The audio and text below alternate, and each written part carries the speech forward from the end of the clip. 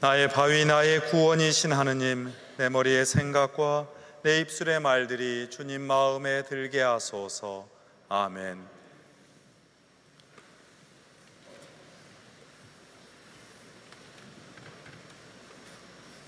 지난 며칠의 장마비로 하늘과 땅이 아주 깨끗해진 느낌입니다.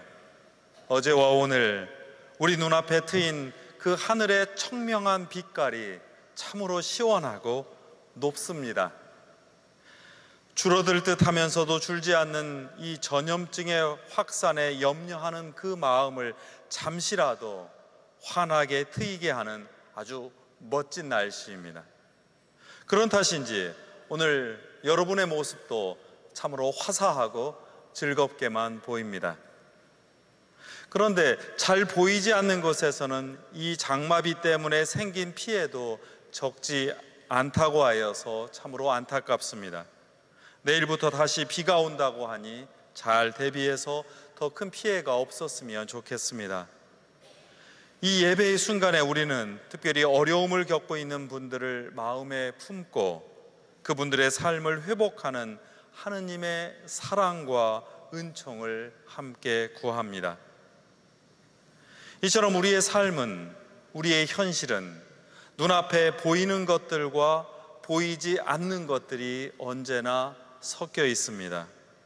그동안 우리는 하늘 높은 줄 모르고 올라가는 그 높은 빌딩에서 우리 자신의 소망과 성취를 보아왔는지도 모르겠습니다. 바쁜 삶에 대한 보상으로 다가오는 그 성공과 성장은 도시의 집중과 확장으로 우리 앞에 펼쳐지기도 했습니다. 그러나 그 뒷모습을 보면, 그 높은 빌딩의 그늘을 보면 사람의 성실한 노력과 땀을 비웃는 듯한 일들이 동시에 일어나고 있음을 목격할 수 있습니다.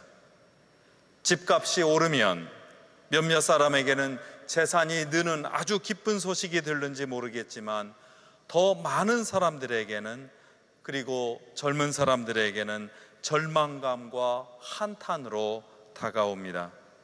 새로운 기술과 자동화가 아주 경이롭지만 일자리는 더욱 줄어들기만 합니다. 그 전 세대에 비해서 더 좋은 교육과 능력을 가진 젊은이들이 그 능력을 발휘할 기회를 점차 잃고 있습니다. 우리의 몸은 훨씬 건강하고 젊어져 보이지만 우리의 생각과 주장은 오히려 좀 더 좁고 완고하게 변하는 것 같다는 인상이 짙습니다. 6개월 전부터 전 세계가 겪고 있는 이 코로나 사태는 우리 앞에 보이는 것들이 얼마나 허술한지, 우리가 눈앞에만 보려 했던 것들이 얼마나 연약한지를 되새겨주고 있습니다. 눈에 보이지 않는 바이러스의 공격 앞에서 눈앞에 보이는 것들만 얻으려 했던 문명의 한계를 돌아보고 있기 때문입니다. 어쩌면 보이지 않는 것들에 더 큰 힘이 있다는 깨달음을 주고 있는지 모르겠습니다. 역설적으로 보이지 않는 것들의 공격에 맞서는 일은 보이지 않는, 손에 잘 잡히지 않는 그 또 다른 것으로 대응하고 반격하는 일인지도 모르겠습니다.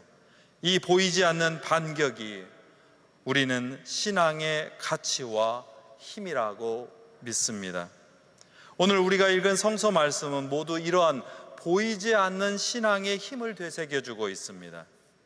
지난 몇 주 동안 우리는 비유의 장이라고 불리는 마태오복음 13장 전체를 읽었습니다. 이 모든 비유는 우리 눈에 보이지 않는 하느님 나라를 비추고 있습니다.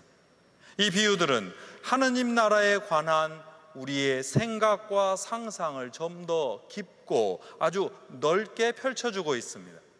동시에 우리가 그동안 지녔던 하느님 나라에 대한 고정관념을 수정하라고 요청합니다. 지난 몇 주 동안 비유를 따로따로 살폈다면 오늘 나온 비유들은 그 전체의 모든 이야기들의 결의를 잡아당기는 아주 대단원이라고 할 수 있습니다. 이미 여러분과 나눈 바와 같이 비유는 어려운 이야기를 쉽게 전달하려는 목적이 있는가 하면, 또 한편으로는 쉽고 당연하다고 생각하고 오해하는 그 일들의 경각심을 주려는 목적도 있습니다. 그러니 우리의 감각 전체를 활용해서 좀 더 깊이 느끼고 좀 더 높이 상상하도록 우리의 머리와 몸을 이끌어줍니다. 오늘 이야기를 포함하여 마태복음 13장은 씨 뿌리는 사람의 비유, 가라지의 비유, 겨자씨의 비유, 그리고 누룩의 비유, 그리고 보물이 묻힌 밭의 비유 이야기로 채워져 있습니다.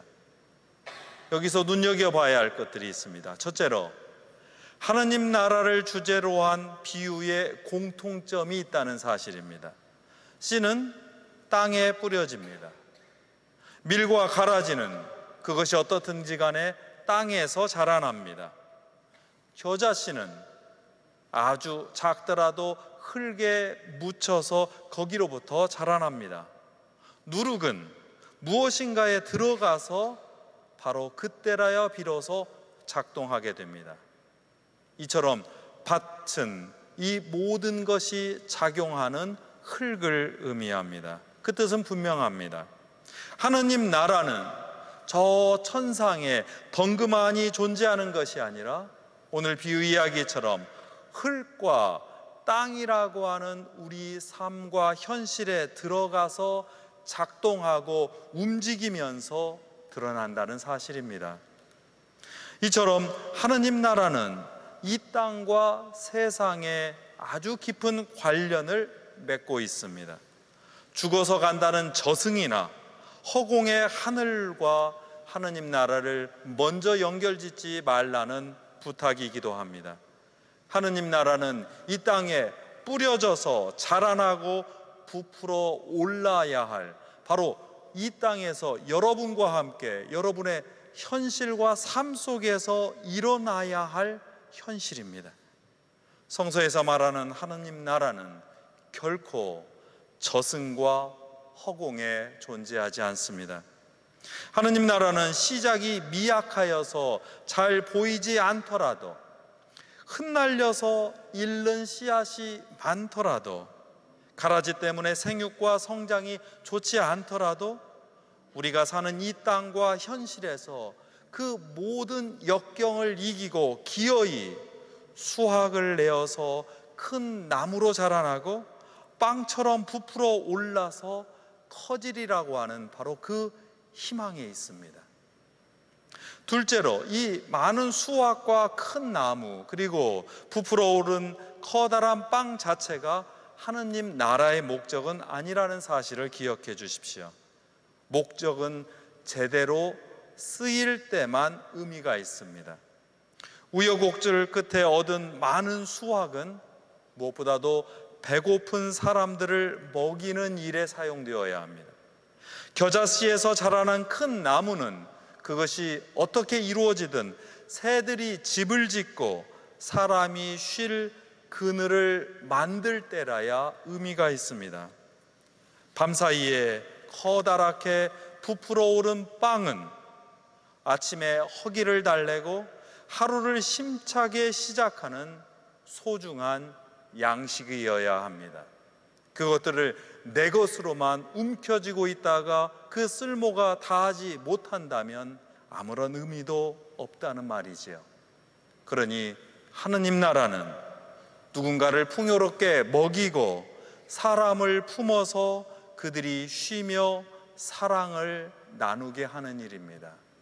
만일 우리 교회가 누군가를 풍요롭게 먹이고 사람을 품어서 그들이 쉬며 사랑을 나누게 하는 바로 그곳일 때, 바로 이 교회가 하느님 나라를 미리 맛보는 그런 아름다운 현실과 공동체가 됩니다. 하느님 나라는 이 땅에 깃든 생명을 우리가 키워내고 먹이면서 지친 삶을 쉬게 할 때 비로소 발견하는 보물입니다. 하느님 나라의 목적과 본질을 깨달은 우리 신앙인은 이제 밭에 묻힌 보물을 발견하는 사람처럼 행동합니다. 값진 하느님 나라를 발견했으니 우리 신앙인은 삶의 우선순위를 기꺼이 바꾸어서 그것을 붙잡으려고 노력합니다. 우리의 재산과 시간, 재능과 수고를 이 땅에서 펼쳐지는 하느님 나라의 가치에 우선 봉헌하고 헌신하며 살아갑니다. 이 땅에 깃든 생명을 키워내고 지친 이들의 삶을 돌보시는 그 하느님의 행동에 참여할 때 신앙과 교회가 바로 섭니다. 이때라야 비로소 풍성한 생명의 하느님 나라가 우리 삶 곳곳에 드러나기 시작합니다. 셋째로, 이제 솔로몬과 바울로 이야기에 담긴 진실을 살펴보려 합니다. 동서고금을 통해서 모든 인간이 바라는 가장 큰 소망은 건강과 장수입니다.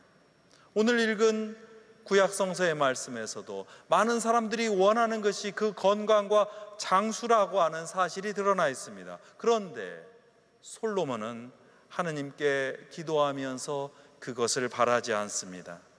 오히려 보이지 않는 것을 꿰뚫어 보고 실천하는 지혜를 달라고 청하고 있습니다. 하느님의 사람들을 보살피고 그들을 값지고 아름답게 만들려는 그 지혜를 달라고, 이 세상의 그 어지러움 속에서도 진실을 식별할 수 있는 능력을 달라고 솔로몬은 청합니다. 바로 그런 다음에야 솔로몬이 청하지도 않았던 부귀와 영광에 관한 하느님의 약속이 뒤따르고 있다는 사실을 눈여겨봐 주십시오. 하느님의 소망과 약속은 불행과 역경을 피하기만 한다고 해서 이루어지는 그 인간의 속셈과는 다릅니다. 사도 바울로는 그 진실을 들려줍니다. 하느님은 우리의 역경과 고통 속에서 우리 편이 되어주시며 동행하시는 분입니다. 그래서 사도 바울로는 우리에게 이렇게 외칩니다. 누가 감히 우리를 하느님의 사랑에서 떼어놓을 수 있겠습니까? 환난입니까? 역경입니까? 박해입니까? 굶주림입니까? 헐벗음입니까? 혹은 위험이나 칼입니까?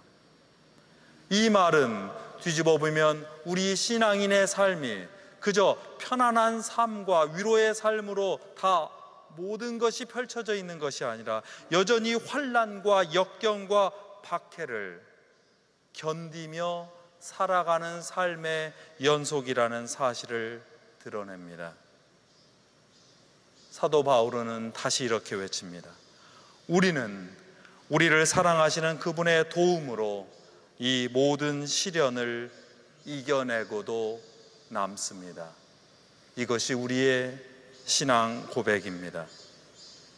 이제 우리는 돈과 재산 혹은 바이러스와 같은 보이지 않는 것들의 공격을 이겨나가는 신앙인의 의지를 되새깁니다.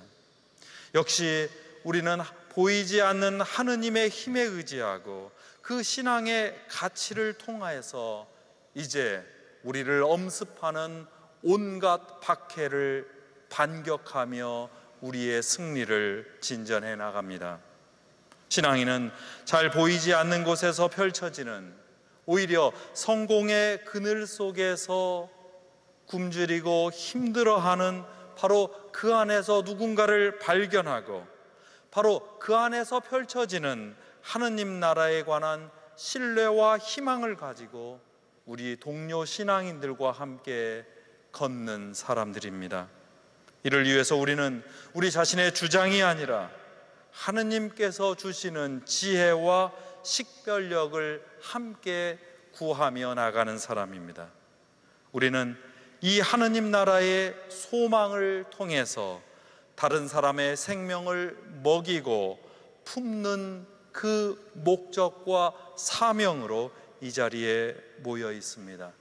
이 과정 속에서 교회에 악인과 선인이 있지만 그 모든 것을 견뎌나가고 서로 새로운 진실들을 발견해 나가도록 격려하면서 우리는 이 환난을 견디어 이겨나갑니다. 여러분은 그 승리, 새로운 승리를 위해서 반격에 나선 복된 신앙인입니다. 성부와 성자와 성령의 이름으로 하였나이다. 아멘.